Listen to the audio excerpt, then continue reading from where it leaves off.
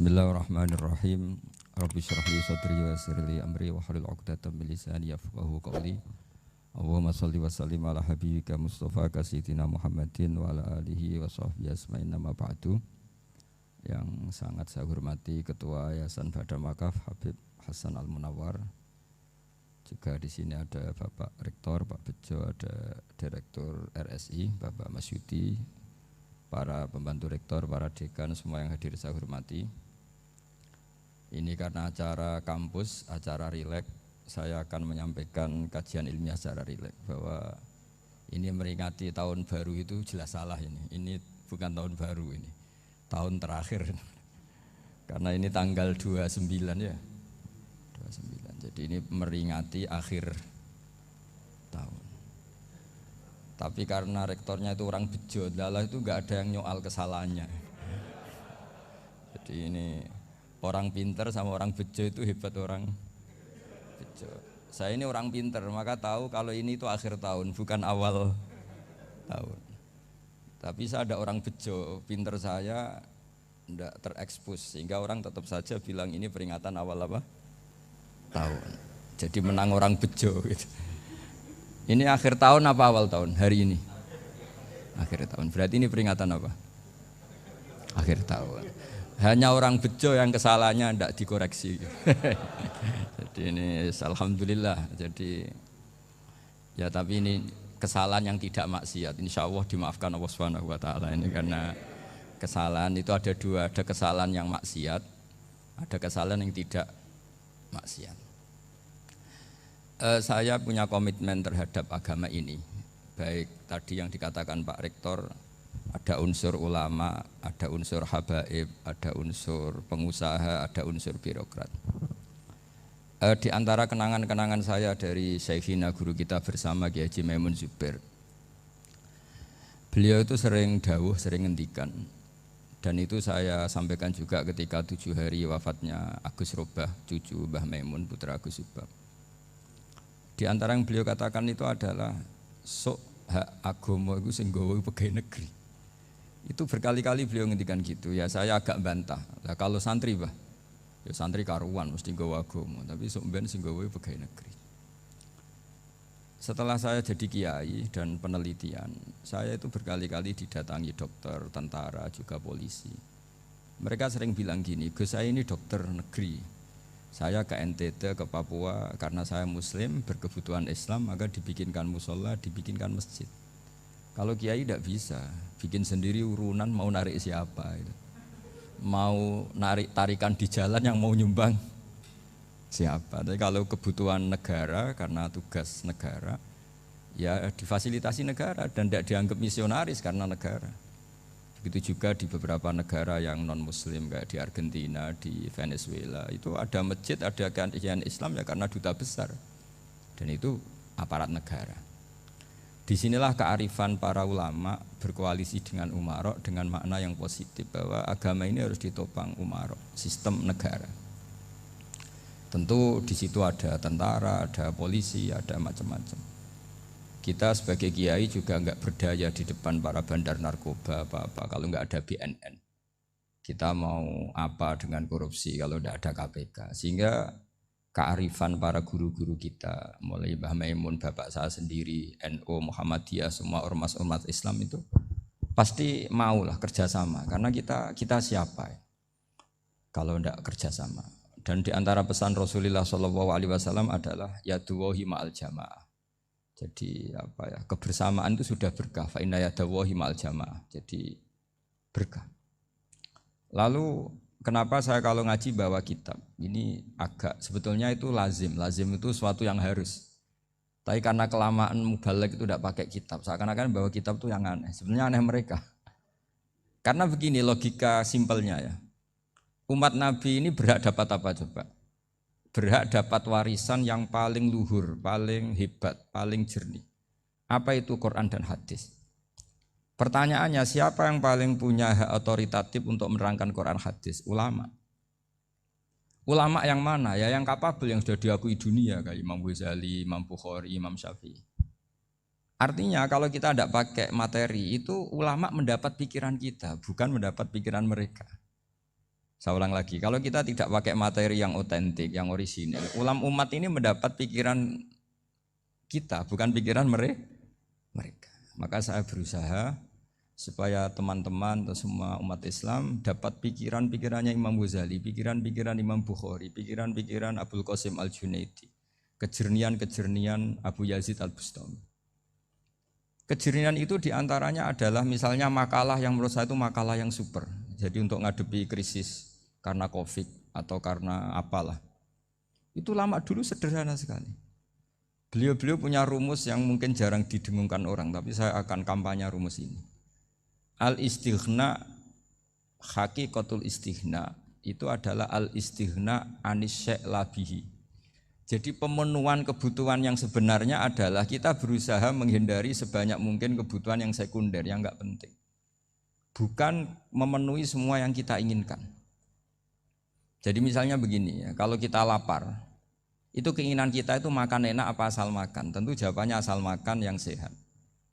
Tapi kalau nuruti nafsu kita, makannya yang enak, teman makan ya enak. Terus di warung yang favorit. Ini kan satu kebodohan. Kenapa untuk makan saja butuh definisi sekian banyak? Yang kita harus kecewa, warung favoritnya bisa sudah tutup. Atau kita ke sana harus macet. Ribet. Yang benar-benar arif dan bijaksana itu adalah al-istighna anisya. Sesuatu yang tidak mendesak itu jangan jadikan kebutuhan. Sehingga kalau kita puasa misalnya, semua makanan itu enak karena kita sangat lapar. Sehingga Abdul Qasim Al-Junaidi ketika ditanya, ma'idamu to'am, lauk makanan itu apa? Jawabannya lucu, alju, lapar. Kalau kamu lapar ya semuanya enak. Ini sudah mulai hilang. Kita bilang makan enak itu ya sate, ya gulai, ya pizza yang kita senang. Akhirnya apa? Untuk nikmatnya Allah itu kita jadi ribet. Apalagi yang orang-orang fasik harus ditemani perempuan yang tidak halal misalnya, atau harus ada ajudan, ribet. Nah pertanyaannya, orang yang ribet sama yang enggak ribet itu pinter mana? Pinter yang enggak ribet. Nah ini kearifan-kearifan yang mulai hilang. Lalu siapa yang bisa mewarisi itu? Ya ulama. Jadi ulama itu cara berpikir sebenarnya simple. Makanya mereka sering kalau tahajud itu, di antara makalah Sayyidina Ali paling terkenal dan yang menjadikan beliau punya derajat yang luar biasa, itu adalah kafani izzan antakuna li robban wa kafani fakhron an akuna laka abdan. Ya Allah, saya ini sudah begitu mulia, begitu terhormat dan sangat-sangat terhormat karena yang menjadi Tuhan itu Engkau. Jadi rumus pertama itu karena menjadi Tuhan itu Engkau. Hanya Tuhan yang abadi, Tuhan yang pertama, hanya Tuhan yang al-awwal. Coba ya Allah, kalau saya ini punya Tuhan Fir'aun, punya Tuhan mati jadi tontonan lagi, itu kerennya di mana coba? Andaikan kita punya Tuhan Fir'aun, atau punya Tuhan yang asal usulnya manusia, apapun hebatnya manusia itu, kita punya Tuhan manusia itu. Tuhan yang lapar, yang kalau nggak makan mungkin pingsan, mungkin bisa kena COVID, nanti Tuhannya diisolasi, kayak apa? Makanya ketika Tuhan Allah menyindir ketuhanan selain Allah itu, Allah hanya menyindir dengan kalimat sederhana, kana yakulanit to'am, yang kamu tuhankan itu masih makan. Artinya kalau nggak makan ya lemes. Jadi lama-lama ada orang gini, alhamdulillah tadi Tuhan mampir ke saya, kelihatannya lapar, setelah tak kasih makan sehat lagi. Susah nggak punya Tuhan yang seperti itu. Beda dengan Tuhan kita. Tuhan yang nggak butuh makan, nggak butuh minum, al-qayyum, zat yang berdiri sendiri tanpa butuh yang lain. Al-awwal, sebelum ada langit bumi sudah ada Tuhan kita yaitu Allah. Bandingkan dengan Tuhan-Tuhan yang dipertuhan yang lain, yang adanya setelah bumi, misalnya Fir'aun dan sebagainya. Sehingga Sayyidina Ali pertama jadi kebanggaan apa? Kafani izzan antakuna li robban. Saya ini keren betul, karena punya Tuhan yaitu Engkau. Tuhan yang lahul asma'ul husna, Tuhan yang semuanya punya kebaikan, punya keabadian, punya keagungan. Terus wa kafani fakhron an akuna laka abdan, dan saya bangga sekali karena saya menjadi hambamu. Kalau saya jadi hambanya Pak Rektor ribet kan? Sudah tak hormati ternyata nanti tidak rektor. Ya kan ribet kan? Terus pokoknya ribet. Jadi budaknya manusia itu ribet. Makanya ada seorang wali datang ke temannya yang jadi presiden atau jadi raja. Datang ke situ karena tidak punya uang, mau minta uang karena temannya raja. Setelah sampai sana ternyata temannya ini karena orang soleh pas berdoa, ya Allah saya minta ini, minta ini, minta ini. Terus si wali tadi pulang. Kenapa kamu pulang? Ternyata dia sama, masih minta-minta kayak saya. Jadi sederhana deh. Sama-sama minta kamu, minta zat yang kamu mintain katanya. Jadi dulu itu orang itu sebegitu dekat dengan Allah. Sehingga si raja ini terus ketemu wali tadi tanya, kenapa kamu menyepelekan saya padahal sekarang saya raja. Terus ditanya sama wali tadi, karena temannya, kalau kamu di padang pasir tidak bisa minum dan harus minum 1 gelas, dengan ongkos kamu harus mengasihkan semua kerajaan kamu demi minuman itu. Pilih mana, minuman apa tetap jadi raja? Ya saya milih bisa minum. Saya tidak raja tetap hidup, tapi kalau nggak minum mati. Bagaimana Anda bangga dengan satu kerajaan sing la yusawi kak samain, yang tidak sama dengan segelas air. Jadi artinya terus mereka melihat jadi raja itu ya biasa, jadi presiden biasa, jadi rektor biasa. Karena mereka biasa berlogika hakikatul izzah itu ya at-taqarrub ila Allah, yang benar-benar terhormat itu ya dekat dengan Allah. Begitu seterusnya mereka bikin paradok-paradok yang aneh, tapi itu menjadi pelajaran. Bapak saya Ki Nur Salim itu senang baca anekdot Nasiruddin Koja. Itu kalau bikin orang-orang aneh, itu dia datang ke satu pesta, pakai baju lusuh, pakai sarung lusuh atau celana lusuh, sama Sohibul Bait yang punya acara dibiarin. Setelah dibiarin dia pulang pakai jas, pakai dasi, pokoknya keren. Dihormatin, pakai alpat, pokoknya dihormatin, silakan. Pas dia disuruh minum, minumannya itu disokkan saja ke sakunya. Jas, kamu harus minum yang banyak, karena kamu yang dihormati, bukan saya. Terus makanannya semuanya diletakkan di saku, ada yang apa, ayo kamu makan yang banyak. Alpatnya juga gitu, dikasih sate, apa, ayo kamu makan yang banyak. Mereka tidak melihat saya, melihat kamu. Akhirnya orang satu pesta itu istighfar semua, berarti kita ini salah. Terus dia pidato, kenapa kamu ngomong gitu? Tadi saya datang, orangnya sama. Gara-gara beda pakaian, penghormatannya beda. Berarti yang berhak dapat makanan ini jasa ya, bukan saya. Betapa naifnya kita sebagai orang. Ternyata kita masih hormat sesuatu yang seperti itu, yang atribut lah. Jadi orang-orang sufi itu orang yang bisa menertawakan dunia. Akhirnya ya, pertama dia dianggap orang gila, masa jas dikasih makan, dikasih minum. Tapi secara fikih dia benar, haram dia makan. Karena pas dia datang dibiarin, setelah pakai jas dikasih makan. Berarti hakikat yang dapat rezeki siapa? Jasnya apa orangnya? Jasnya apa orangnya? Jasnya. Jadi itu orang-orang sufi, kearifan orang-orang dulu itu bisa ngelola hal-hal yang keseharian menjadi luar biasa.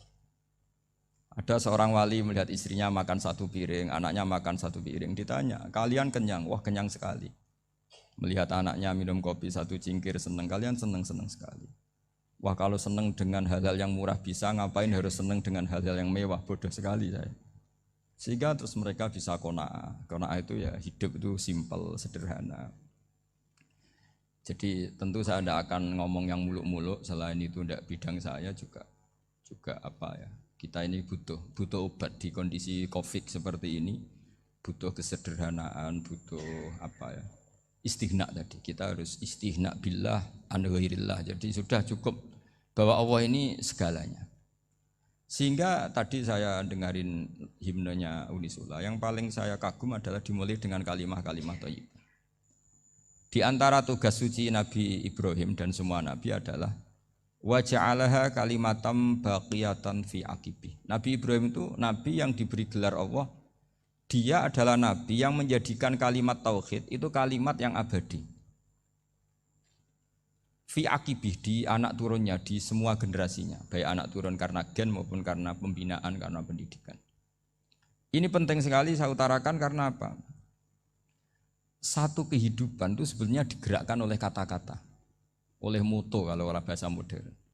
Sehingga banyak ulama mengatakan al-ibarat kutun li'ailatil mustami'in, bahwa redaksi atau moto atau pegangan hidup itu penggerak kehidupan.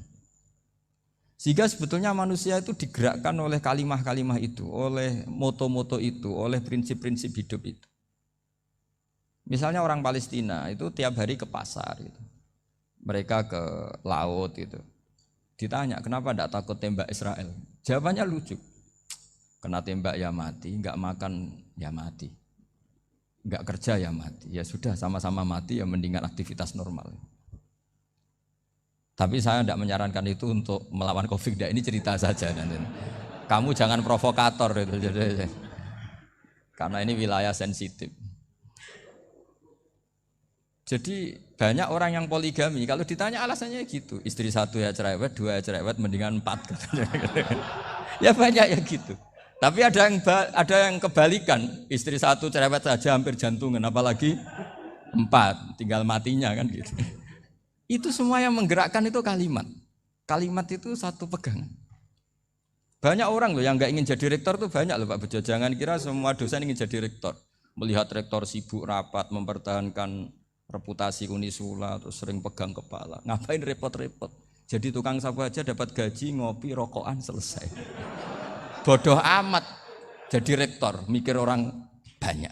Banyak loh orang yang nggak ingin jadi presiden tuh banyak. Karena ngopi nyaman, gak ada yang ganggu. Mau tidur sampai jam 9 siang juga gak ada yang ganggu. Sehingga mereka melihat pegawai negeri itu gak keren, orang kok diatur jam, disiplin. Itu memang cara Allah membagi rahmat. Mau kamu apakan coba? Cara syukurnya dia seperti itu. Bapak saya dulu tuh sering ngajarin saya, diajak jalan-jalan pagi-pagi. Melihat orang ngopi, makan uduk itu bapak seneng. Kok enak jadi wong awam. Ngene esuk-esuk nyemak bocah kesel kabeh kono enak ngopi rokokan. Bapak kadang iri sama orang awam itu iri. Sudah gitu berharap masuk surga kan enak sudah gitu. Tahu-tahu mati, tidak tahu ke surga apa ke neraka ya tidak tahu. Jadi orang dulu itu orang yang bisa mensederhanakan dunia. Sehingga ya sudah cara bahagia. Makanya saya alhamdulillah saya ini kerjasama sama UII sama beberapa kampus. Memang amdan itu sengaja. Kampus itu ya punya sistem yang nggak bisa mewakili sistem kiai. Kiai juga punya sistem yang nggak terwakili oleh kampus juga sebaliknya saling melengkapi. Saya sering ketemu rektor UI, rektor kampus-kampus Islam. Mereka cerita, Gus pendidikan pondok harusnya dimodernkan gini-gini. Saya bilang, kalau pondok modern kayak kampus itu nanti saya ketemu Allah nggak bisa jawab. Kenapa Gus? Saya beri contoh gini. Kalau misalnya perempuan perawan lah atau apa saja namanya perempuan mau tanya tentang menstruasi atau haid. Kalau semuanya sistem kampus dia harus kuliah dulu. Registrasi dulu, kuliah dulu, bayar dulu dan dapat jawabannya nunggu mata kuliah pas itu. Bandingkan kalau sistem pondok, saya tuh sering ke pasar sama anak saya dicegat sama ibu-ibu. Gus, anak saya ngalami gini-gini, keluar darah terus menerus, nggak 6 hari tapi 1 bulan penuh. Itu hukumnya apa Gus ya? Nanti saya mau sowan ke jenengan. Nggak usah sowan di sini aja. Ya sudah, sebelum mengeluarkan darah yang rutin seperti itu biasanya haidnya berapa hari? 6 hari ya sudah ikut yang 6 hari, yang lainnya istighatsah. Ngoten tok Gus, ya udah ya. Begitu terus di masalah udhiyah. Ya coba kalau semuanya pakai sistem kampus, daftar dulu, bayar dulu. Jadi ini nggak ada jawabannya, nunggu mata kuliah itu baru dapat jawaban. Itu biasa nggak sholat bertahun-tahun karena belum ada jawaban tentang itu. Nah itu kalau misalnya orang mati, tahunya cara memulasara jenazah itu nunggu kuliah dulu, pas mata pelajaran itu dulu, baru menangani orang mati. Berarti orang mati itu tergeledak semua. Tapi kalau kiai kan enggak. Kesini orang mati terbakar, kalau dimandiin malah badannya copot-copot, itu gimana hukumnya? Ini ada orang mati Gus Kendat, ini disolati apa enggak? Ada orang mati oplosan itu disolati enggak? So sering ditanya gitu. Enggak usah registrasi Pak Rektor. Enggak usah registrasi, enggak usah daftar, enggak usah seminar. Makanya kalau orang kampus wani kiai itu ya kualat tenan itu karena ini yang on time. Tapi pondok seperti saya ya ikrar seikrar-ikrarnya pentingnya kampus karena melatih efisiensi waktu, disiplin, tata kelola manajemen sehingga kita ya hormat. Tapi tadi Kita harus saling melengkapi sehingga saya tunjukkan ke publik bahwa saya hormat sekali sama polisi, sama tentara. Coba kita bisa apa ngadepi bandar narkoba kalau enggak polisi? Bisa apa coba menjaga NKRI kalau enggak tentara? Begitu juga ya sudahlah kita memang fa inna yadallahi ma'al jamaah. Kita berkah itu kalau bersama-sama. Enggak bisa kita sendiri. Nah lalu orang kayak saya itu ya beberapa kali sebetulnya saya itu ditawanin jadi dokter honoris causa apa. Kekhawatiran saya satu Pak Bejo. Takut pas enggak punya uang. Itu dokter kok di duit kan gak pantas gitu. Jadi repot gitu, daripada beban lah sudah lah, nggak usah dokter. Jadi kalau nggak punya uang ya pantas, terus kalau ngebis ya pantas. Suatu saat kalau mati nggak ada yang hadir ya pantas, nggak dokter gitu. Kalau sudah dokter kok masuk neraka, dokter kok masuk neraka kayaknya apalagi rektor kampus Islam kok masuk neraka itu kan kok kayak nggak pas itu. Misalnya rektor Unisiola ditanya mungkar nakir, nggak bisa kan kayak gimana gitu. Makanya harus sering ngaji saya supaya nggak malu di depan mungkar nakir. Masa rektor ditanya mungkar nakir nggak bisa. Harus berani bentak. Ini saya rektor loh Pak mungkar nakir. Masa kalau wali-wali dulu berani. Masyhur di cerita wali-wali ditanya marabbuka manabuka. Saya ini guru tauhid. Kok kamu tanya marabbuka manabuka yang ngotok. Kamu tidak pernah ngaji, enak aja tanya. Jadi wali-wali itu ya rileks ngadepi mungkin. Saya yakin rileks wali di Bang Pak Rektor. Saya yakin itu. Karena wali itu lebih dekat Allah. Sehingga orang dulu itu saya ulang lagi ya, ada satu kearifan namanya hidup itu apa? Hidup itu adalah cari sebanyak mungkin supaya hidup itu tidak tergantung pada banyak hal. Sehingga misalnya cara berpikir orang-orang modern itu sebenarnya banyak orang-orang ilmuwan yang nggak ngagumi Amerika. Bukan karena angkuh enggak. Untuk mempertahankan kebesaran negara sebesar itu, kebutuhan listriknya besar, kebutuhan tentaranya besar, kebutuhan apa. Sementara negara kayak Venezuela atau Swiss kebutuhannya ada banyak. Pertanyaannya, yang tergantung dengan banyak hal sama yang tidak tergantung banyak hal, itu pinter mana? Kalau dibalik pertanyaannya gitu, negara-negara maju itu tidak keren kalau dibalik pertanyaannya. Orang yang untuk mempertahankan eksistensinya banyak, butuh banyak hal, dengan yang tidak butuh banyak hal, itu pinter mana? Orang yang bahagianya nunggu jadi dokter, nunggu jadi kiai besar, kiai viral, dengan orang yang bahagia cukup dengan ngopi, itu pinter mana? Tapi kalau dibalik pertanyaannya, orang yang taunya nikmat hanya kopi, dengan nikmat yang banyak, pinter mana? Makanya Mbah Mun itu kalau guyon itu lucu. Aku iku sakake ambek wong desa sing mlebu swarga. Saya dulu eskal mlebu swarga kok disakeni. Akhirnya beliau memberi penjelasan. Wong desa iku roe pakanan enak, iku mau kopi mbek uduk. Lah swarga iku mau nuruti sing dikarepno. Akhirnya wis mau mangan wis ngopi, nguduk, ngopi. Wong ora roh pakanan liyane ku ora roh.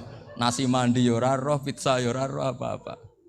Terus saya bilang, wah lah niku nak nganti selera tentang wanita cantik. Iku juga sederhana. Rodok pesek ya wis cantik, rodok ireng ya wis. Apa bidadarinya seperti itu karena saking enggak pengalamannya. Jadi surga itu kan nuruti apa yang diinginkan. Kira-kira keinginan orang kampung kalau di surga itu apa coba? Makanan apa coba? Ya, nak senangnya ketemel gemblong gitu. Artinya malaikat lebih suka nangani surganya orang-orang kampung di Bang Pak Rektor. Ini sudah ribet ini. Makanan apa saja sudah harus dicoba. Ya. Terus kalau di mall tahu orang macam-macam, seleranya macam-macam pasti. Enak mana kalau sampai jadi malaikat pelayan surga? Suka ngelayani orang kampung apa yang orang kota?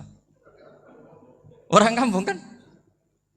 Jadi ya itu guyon tapi itu menjadi pikiran kita bahwa orang yang banyak kebutuhan itu sebetulnya banyak kebodohannya karena menggantungkan kebahagiaannya dengan banyak hal. Makanya Imam Syafi'i ngendikan istighna itu apa? Al istighna anis sya'labi. Yang dikatakan kecukupan adalah berusaha sebanyak mungkin banyak hal tidak kamu butuhkan. Bukan memenuhi semua kebutuhan kamu karena nafsu kamu ini tidak ada batasnya gitu. Kalau kamu penuhin nggak akan selesai. Itu ada perempuan yang kurang cantik itu minta doa saya, Gus doain suami saya kaya, terus tak guyonin, terus nggak minta. Kalau suami kamu kaya, yang pertama dirubah itu apa? Rumah supaya rumah saya bagus. Kedua apa? Mobil supaya mobil saya bagus. Nanti yang dievaluasi itu kamu. mobil bagus, Alphard, rumah mewah, istrinya kamu, pasti itu dievaluasi. Langsung enggak usah, sudah gini aja kan. Jadi pertama yang dievaluasi itu kaya itu, coba kalau suami kaya itu yang dievaluasi pertama rumah ya, rumah ganti. Setelah itu apa? Mobil. Kira-kira berikutnya akhirnya sudah Gus nggak jadi. Nabi Ibrahim itu pernah minta umur panjang, keren umur panjang. Sama Allah nggak dijawab.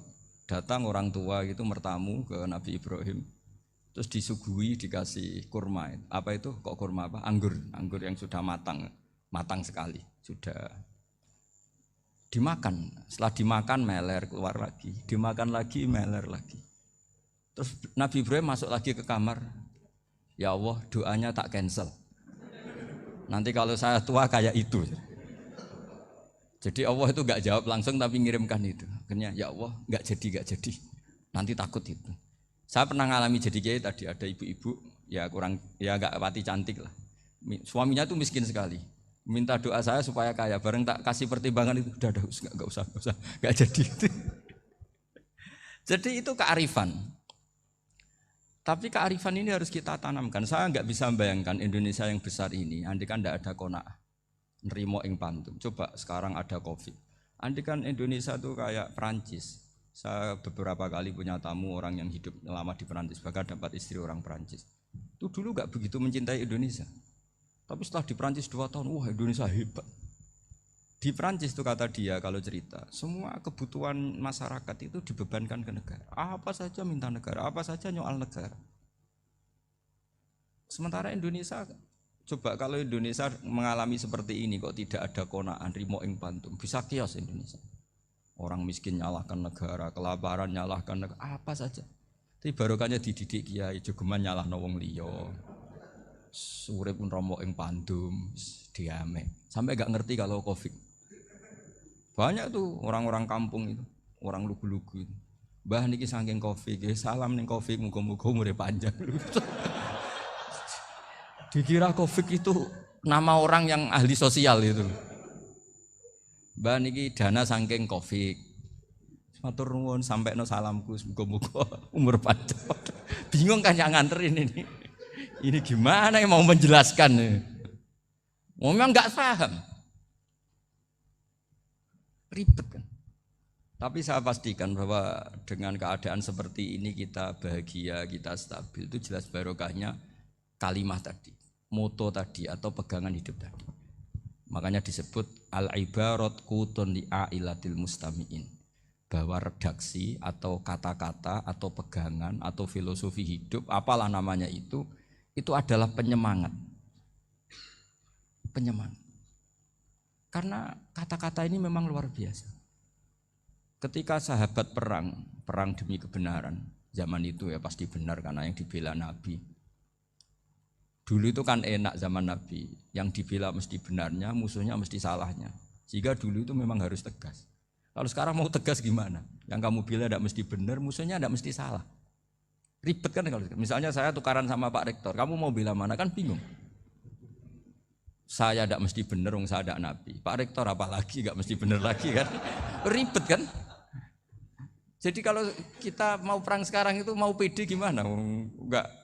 Makanya banyak ulama sekarang tuh mau tegas tuh enggak berani karena ya banyak hal yang abu-abu lah wilayahnya. Misalnya pilihan presiden, atau pilihan bupati, pilihan menteri. Kamu mati-matian bela itu, yang kamu bela tidak mesti benar, musuh kamu tidak mesti salah.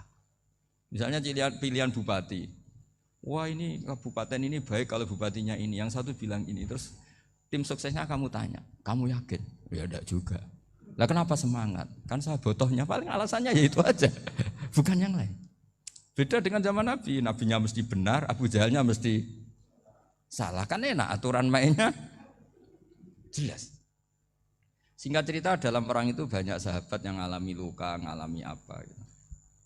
Kemudian curhat ke Nabi, ya Nabi gara-gara derekkan jenengan, ngikuti jenengan saya harus ngalami seperti ini. Ngiranya orang itu diapresiasi sama Allah keluarnya. Ternyata sama Allah gak diapresiasi. Malah diturunkan ayat intakunu ta'lamuna fa innahum ya'lamuna kama ta'lamun wa tarjuna minallah ma la yarjun. Kalau kamu sakit karena perang, orang-orang kafir itu ya sakit, itu saja berani padahal demi kekafiran. Wa tarjuna minallah ma la yarjun, padahal kamu punya nilai lebih yaitu berharap kepada Allah yang mereka tidak punya. Saya jadi kiai itu ya kadang mangkel. Karena yang benci ya benci, yang seneng itu ngel-ngel loh kayak Pak Bejo. Jadi semuanya ribet.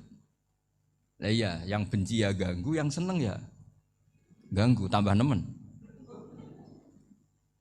Seribet. Tapi kalau sudah ingat bandar narkoba, mereka berhadapan dengan polisi, kadang ditembak karena kesalahannya terlalu fatal. Antar persaingan mereka juga bisa tembak-tembakan karena merebut pasar narkoba. Itu saja mereka berani. Kok kita yang jadi kiai kadang dicium tangannya, dihormati gak berani, hanya takut apa ya, musibah-musibah kecil atau problem-problem kecil. Lah iya, kalau kita bandingannya gitu. Kalau kamu mau tahajud kedinginan, itu masih nanti dihisab Allah itu gitu. Maling ayam itu keluar malam-malam, hanya dapat ayam. Itu gak takut dingin. Ya gak takut digebuki masa. Kamu mau tahajud saja takut dingin. Makanya nanti hisabnya orang soleh itu nanti dijajarkan orang dolim. Terus diperbandingkan. Wah itu habis kamu kalau itu. Jadi misalnya Unisula mau rapat, tapi ini malam, kalau malam dingin nanti sama masuk angin. Anak-anak pang di perapatan aja berani kamu. Kalau sudah perbandingannya gitu tuh ribet kita nanti. Makanya itu kalimat itu moto atau filosofi hidup. Sehingga diulang lagi nasihat itu. Iyam saskum korhun faqad masal qoma korhum mislu. Kalau kamu kena luka, orang-orang yang enggak benar juga akan kena luka. Itu aja berani demi ketidakbenaran. Masa kamu demi kebenaran enggak berani? Akhirnya orang itu, ya itu kalimat, itu heroik. Makanya kita ini penting ya, makanya tadi himne Unisula dimulai kalimat thayyibah.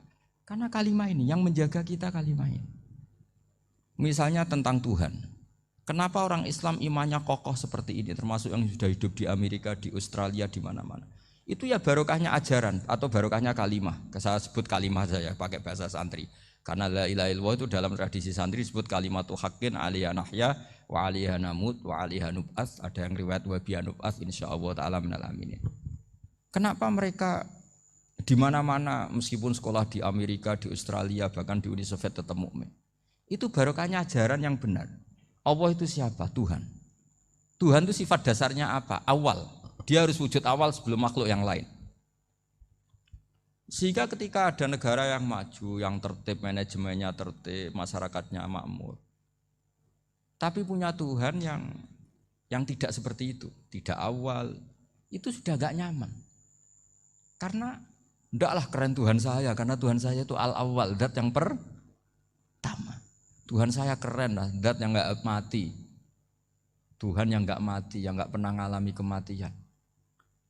Sehingga tontonan atau yang dilihat kenikmatan-kenikmatan yang lain ini tidak mengubah dia pendirian tentang Tuhan. Karena mantapnya satu kalimat tadi bahwa Tuhan itu ya harus satu, harus awal, harus tidak mati, tidak rusak, tidak mengalami apa-apa yang membahayakan. Sehingga ketika ditawarin Tuhan yang lain meskipun menjanjikan secara finansial atau kemakmuran, mereka gak tertarik. Itu coba, itu barokahnya makmur apa barokahnya ajaran?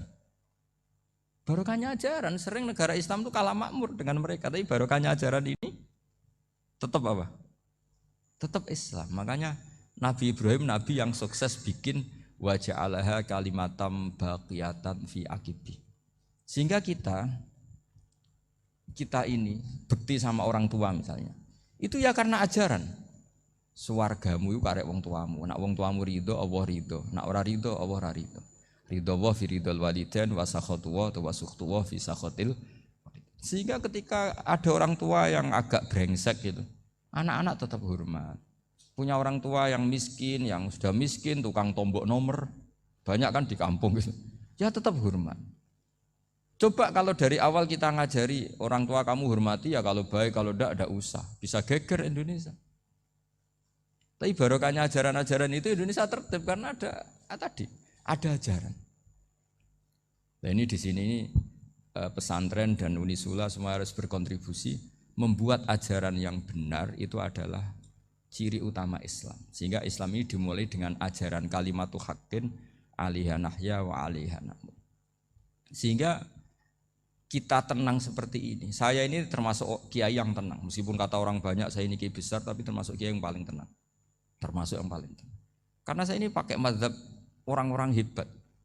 Saya berkali-kali cerita, orang kayak Imam Syafi'i itu orang yang luar biasa. Saya berkali-kali cerita, orang yang tadi nyium tangan kamu ya Imam Syafi'i, di belakang tuh ngerasani kamu, menghujat kamu. Jawabannya enak saja. Berarti saya alhamdulillah orang yang wibawa. Buktinya di depan saya enggak berani. Jadi enteng saja.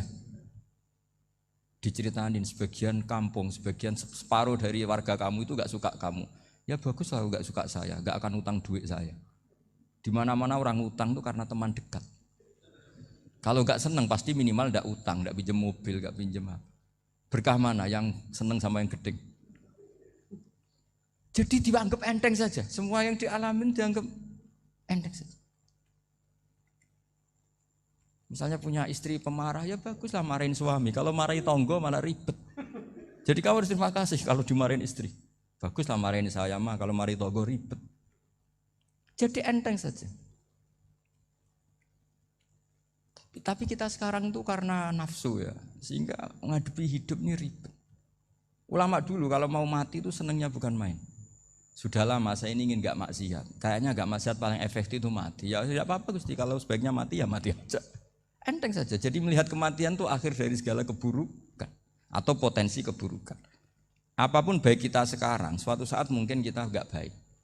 Yang bisa menghentikan ketidakbaikan atau potensi ketidakbaikan itu apa coba? Mati kan? Berarti mati itu mengerikan apa menyenangkan? Mesti kamu enggak berani menjawab. Meskipun secara ilmu kamu berani, tapi secara rasa enggak berani kan? Saya ulang lagi ya, yang bisa menghentikan keburukan atau potensi keburukan itu apa coba? Apa? Kematian. Berarti kematian itu menyenangkan atau menyusahkan? Apapun kamu tidak berani jawab karena kamu agak-agak duniawi itu kelihatannya. Tapi secara ilmu, kamu tahu kan kalau mati itu tidak buruk-buruk banget. Karena apa? Itu akhir dari segala keburukan. Sehingga Nabi ngajarkan kalimat itu begitu luar biasa. Allahumma ahyini maka natil hayatu khairan li wa tawaffani maka natil wafatu khairan li. Nabi melihat dunia itu begitu indah. Ya Allah, kalau saya ini hidup, anggap saja hidup ini ziyadatan li fi kulli khairin, menjadi modal saya menambah segala kebaikan. Jika suatu saat saya mati, anggap mawon rohatan li min kulli syarrin, itu akhir dari segala keburukan saya. Sehingga mati hidup ya baik karena di situ kita bisa berkontribusi beramal soleh. Mati juga baik karena mengakhiri segala keburukan. Nabi nate ngendikan lagi, ajaban li amril mukmini inna amrohu kullahu khair. Orang mukmin itu mengagumkan, semuanya baik. In asobathu na'ma syakara fakana khairan lah. Kalau baru dapat nikmat dia syukur, maka itu baik. Wa in asobatu dharra sabara, kalau dapat masalah mereka sabar, itu juga baik. Sehingga orang mukmin dua sisinya pasti baik. Itu juga kalimat, maksudnya moto atau pegangan hidup. Nah berikut ini saya beri contoh, ini kenangan saya, ini contoh terakhir. Masalah jadi orang terkenal maupun tidak. Di sini dicontohkan Imam Ghazali di halaman 367 di kitab saya 367. Juznya 3 di kitab Ihya Ulumuddin. Di sini beliau cerita betapa untuk menjaga ikhlas sebaiknya orang itu tidak terkenal, tidak syuhrah, tidak terkenal. Oke, itu kita sepakat ya, karena kalau terkenal mungkin orang dipaksa publik dengan tanda kutip untuk selalu berbuat baik, tapi karena jaim lah, jaga image atau apa.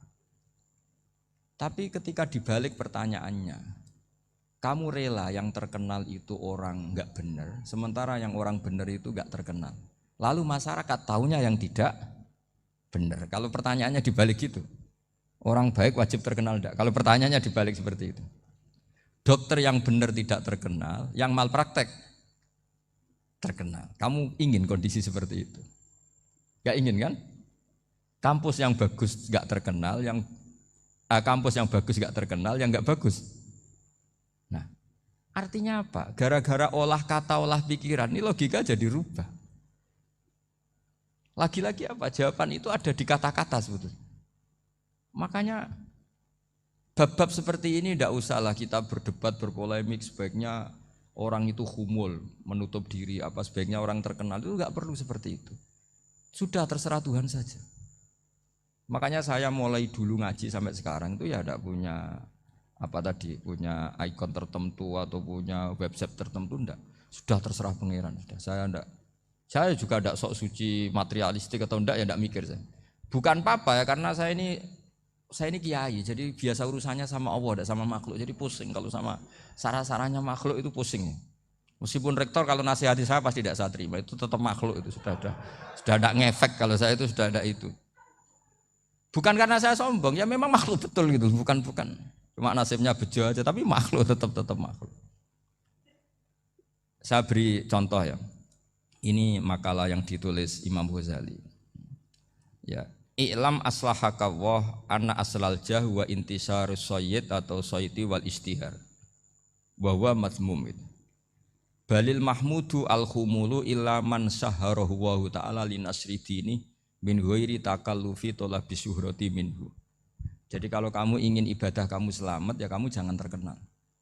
Tapi resikonya adalah kalau kebaikan itu tidak terkenal, maka enggak dikenali. Kalau enggak dikenali berarti masyarakat hanya punya percontohan yang tidak baik, karena yang baik tidak terkenal. Jadi itulah ulama-ulama dulu. Jadi apa-apa itu dibanding-bandingkan. Kemudian nanti kelihatan, jawabannya itu kelihatan.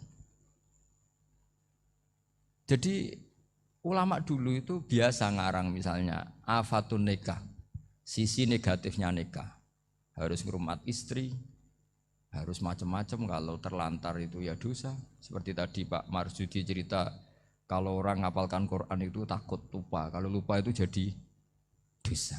Pertanyaannya, kalau semua orang takut lupa, takut dosa, semua orang nggak hafal Quran karena potongan-potongan lupa.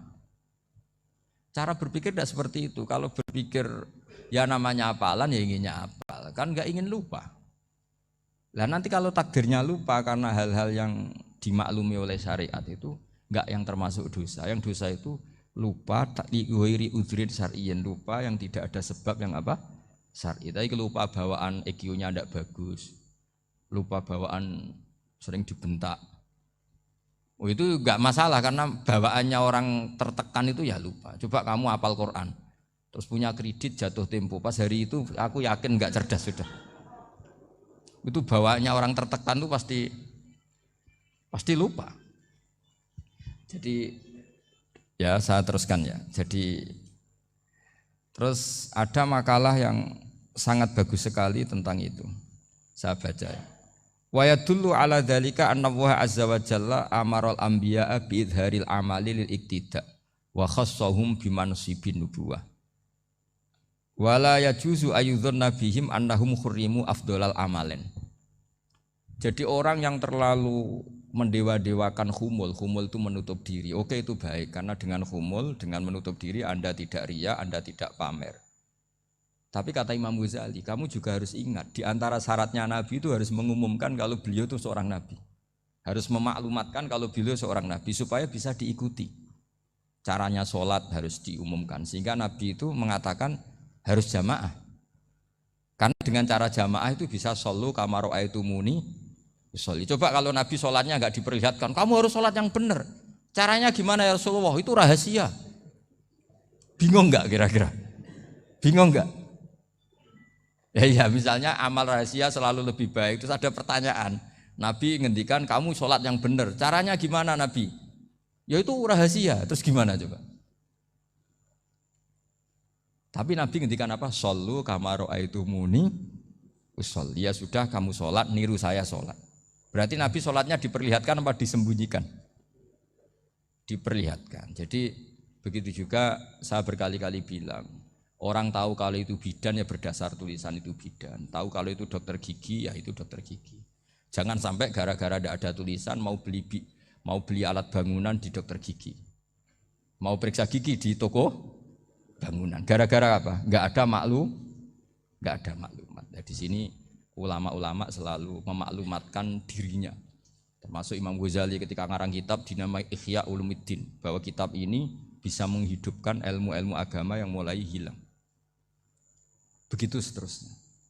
Jadi ini ngaji ya, jadi orang itu harus ngerti, jadi jangan nuruti emosi sendiri atau logika sendiri.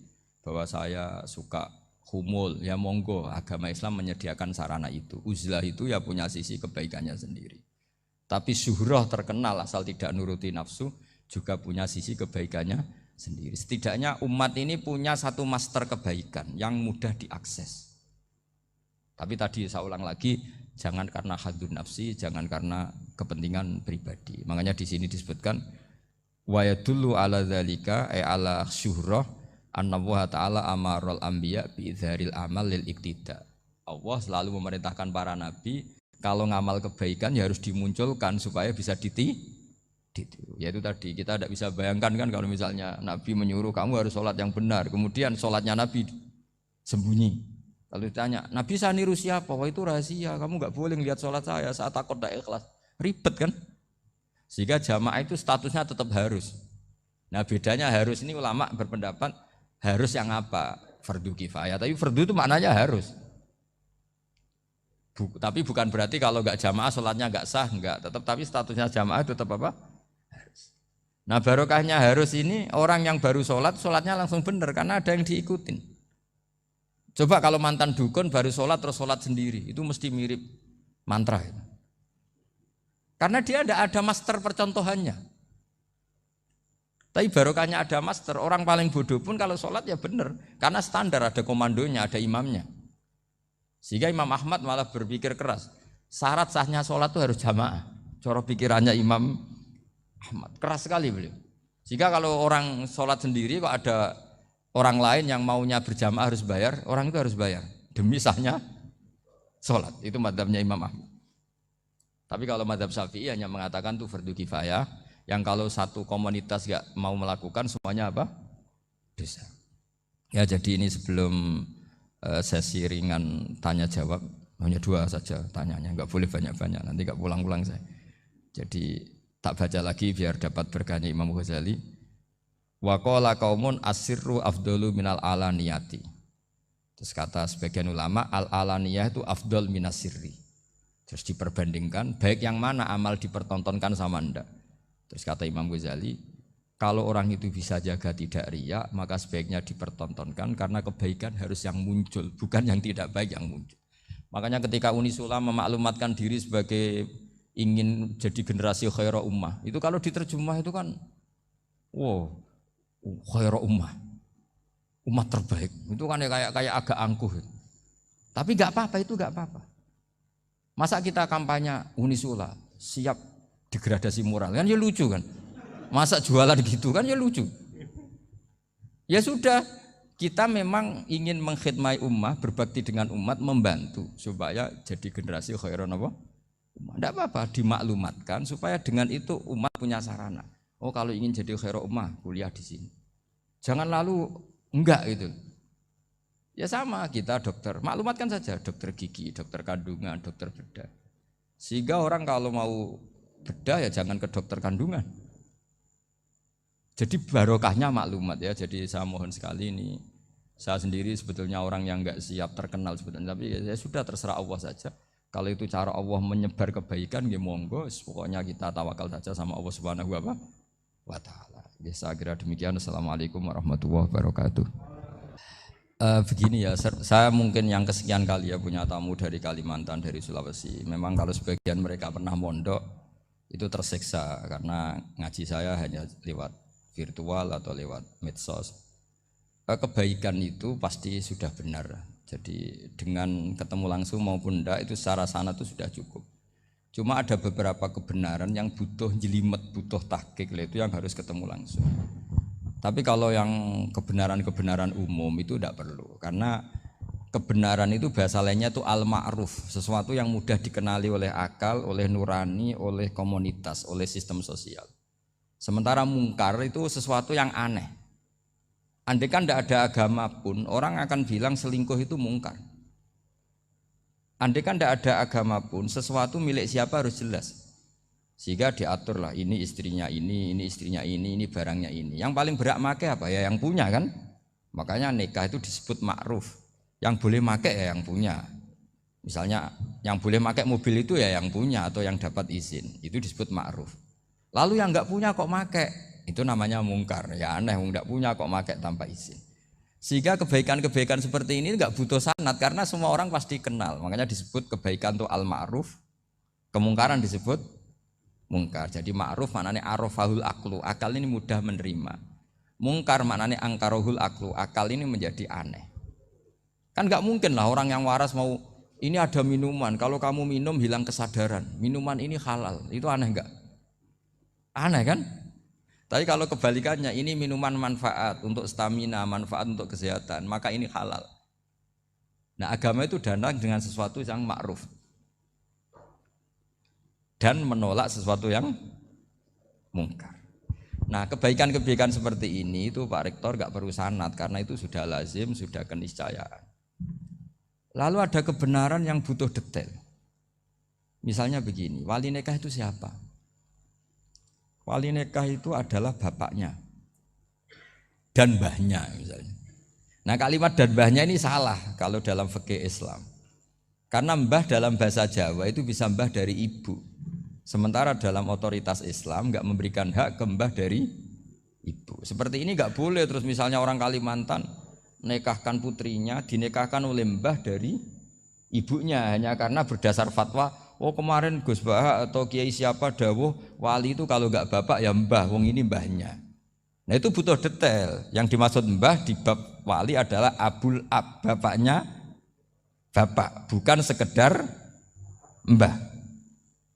Nah hal-hal seperti itu mohon sekali untuk tidak kesusu atau tidak tergesa ngambil kesimpulan karena itu butuh fikih yang apa? Detail. Ya butuh fikih yang apa? Detail. Padahal istilahnya sama, wali itu bapak dan mbah. Sehingga dalam kitab-kitab matan misalnya kalau ada fa'ahakul auliya bitazwid abun summa jaddun itu pasti sama Sarah dikritik.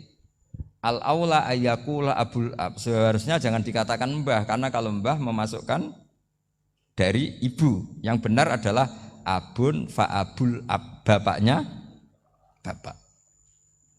Nah, jadi kira-kira gitu Pak Irto. Gantian jenengan yang menjelaskan ini.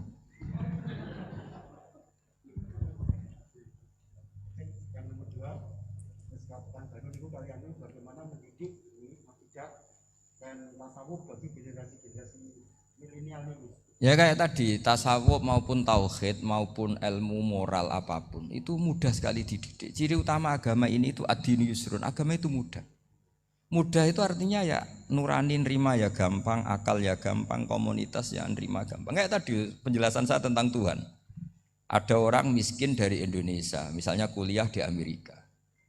Dia mulai kecil tahu yang seharusnya jadi Tuhan itu siapa. Ya yang menciptakan langit bumi, sebaiknya yang jadi Tuhan itu siapa? Ya yang wujudnya paling awal. Kemudian dikasih alternatif Tuhan yang wujudnya ada tanggalnya. Keren enggak misalnya? Kan terus enggak keren. Tuhan sama buminya kok dulu buminya, kayaknya kok enggak lah kayak gitu. Artinya barokahnya logika yang sehat ini kan ya setahu saya hampir jarang kan yang murtad masalah tauhid itu. Kalau moral banyak yang agak nakal, tapi secara tauhid jarang yang murtad karena tanaman logika tauhid itu mantap di Indonesia. Mulai kecil kan diajarin wujud, qidam, baqa, mukhalafatul lihawadisi qiyamuhu fi nafsi. Sama, moral juga gitu. Jom jogeman misoi wong, kena dipisoi sakit enggak? Jangan pernah mencubit orang, dicubit itu sakit. Jadi orang diberi rasa, enggak enak loh disakitin orang, dijotosin orang, ya sudah jangan jotosin orang, enggak enak. Sehingga apa ya, kalau kamu ingin sopan ya disopani ya harus sopan, kalau ingin dihormati harus menghormati orang lain. Sehingga itu tertanam. Makanya bangsa kita termasuk yang terbaik akhlaknya. Kalau musim haji itu dipuji-puji sama sekian negara karena pantangan lah kita nginjek orang sholat, melangkai orang ruko, orang sujud. Kalau orang lain mungkin kan seenaknya. Iya, karena mulai kecil itu dilatih tidak boleh melangkai orang, tidak boleh. Nah, jadi akhlak itu ya diajarkan mulai kecil plus logikanya. Logika itu ya apa saja lah, yang penting menjadi anak kecil itu paham. Dan itu mudah, saya ulang lagi mudah karena agama ini Ad-dinu yusrun, agama ini mudah, jadi mudah difahami. Enggak bisa kamu katakan misalnya tasawuf. Tasawuf itu ya gampang kayak tadi, seperti Bapak kalau ngendikan. Makanan yang membuat enak itu karena menunya yang mewah kamu cocok atau karena kamu lapar. Lama-lama orang kan berpikir, ya setiap puasa itu kok tempe enak, tahu enak, tapi kalau sudah buka, sudah kenyang, apa saja semuanya menjadi tidak enak. Padahal kualitas menunya masih enak, tapi gara-gara kenyang menjadi tidak enak. Berarti penyebab enak itu lapar apa menu? Lapar. Jadi apa ya, kearifan-kearifan ini loh yang menjadikan luar biasa.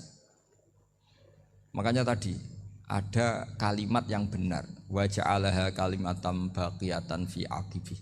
Jadi Ibrahim adalah nabi yang sukses menanamkan filosofi kebenaran ke anak cucunya.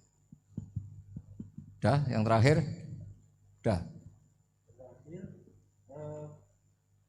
Ini Siti Mutmainah dari Undip. Yeah. Maunya bergabung tapi karena terbatas, mohon izin Gus mengingat mati kebaikannya nopo untuk keluarga maupun pemimpin. Wah, ya bagus lah kalau itu.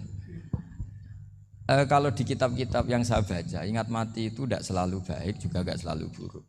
Malah kalau menurut Sayyid Abdul Al-Haddad, khusus yang para pelajar yang mencari ilmu itu nggak baik ibadahnya ingat mati.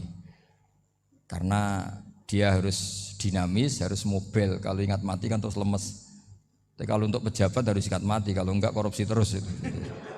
Harus ingat mati. Jadi kalau manfaat bagi keluarga begini ya, saya merasakan. Ini tanya anak saya itu baru tamat aliyah kemarin. Yang satu barusan mondok sarang baru 2 bulan atau 1 bulan. Itu saya kalau bilang ke anak-anak gini, kamu ketemu saya itu harus spesial. Bisa saja bapak besok itu meninggal. Jadi semua hari itu spesial. Karena jangan-jangan ini kenangan terakhir. Nabi itu kalau ngajari orang supaya sholat khusyuk, sholli ka'annaha sholatu muwaddi'in. Kamu sholat seakan-akan itu sholat terakhir kamu. Oh itu mesti serius. Kamu ketemu istri seakan-akan terakhir pertemuan kayak mau pergi ke New Zealand atau ke Amerika. Aja malam itu spesial karena besok istri saya pergi. Bayangkan kalau itu terakhir mau mati. Sampai ngamuk serasido lah kan gitu.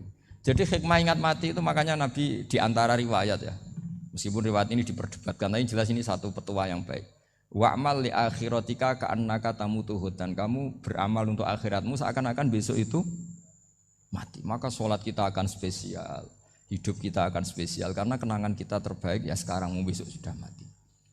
Sehingga anak-anak saya itu sama saya itu senang sekali. Saya juga sama anak-anak senang. Karena kesempatan ini tidak selalu ada.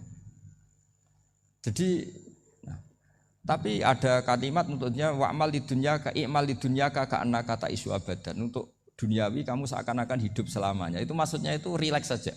Misalnya hari ini urusan enggak selesai, besok masih ada hidup. Enggak selesai, besok masih hidup sehingga rileks.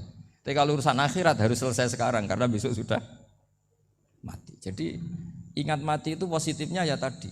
Semuanya akan indah. Coba orang yang mau meninggalkan Indonesia, misalnya nyuwun sewu LSM yang biasa demo atau mahasiswa yang biasa demo. Terus tawarin, besok kamu kuliah di Rusia. Itu warung apa saja kenangannya baik semua karena mau meninggalkan Indonesia. Tapi kalau tahu gak meninggalkan Indonesia, demo terus. Orang-orang sering demo, tawarin ke luar negeri. Kira-kira mau enggak? Pasti lebih suka apa? Indonesia. Orang paling miskin yang ngeluh terus di dunia ngeluh gak pernah nikmat, tawarin mati, mau enggak? Enggak mau kan? Nah, jadi untuk supaya hidup ini nikmat, semuanya itu anggap kenangan terbaik Anda dan itu bisa saja kenangan terakhir. Makanya resepnya Nabi supaya sholat khusyuk apa? Sholli sholatam wadi'in, kamu sholat ka'annaha sholatum wadi'in, seakan-akan itu sholat apa? Terakhir. Sehingga terus kita nyaman, kita apa? Dan kita nganggap ini sholat yang terakhir. Nanti ternyata masih lagi. Ya sudah itu sholat yang terakhir lagi. Sehingga semuanya apa? Spesial. Ya, kita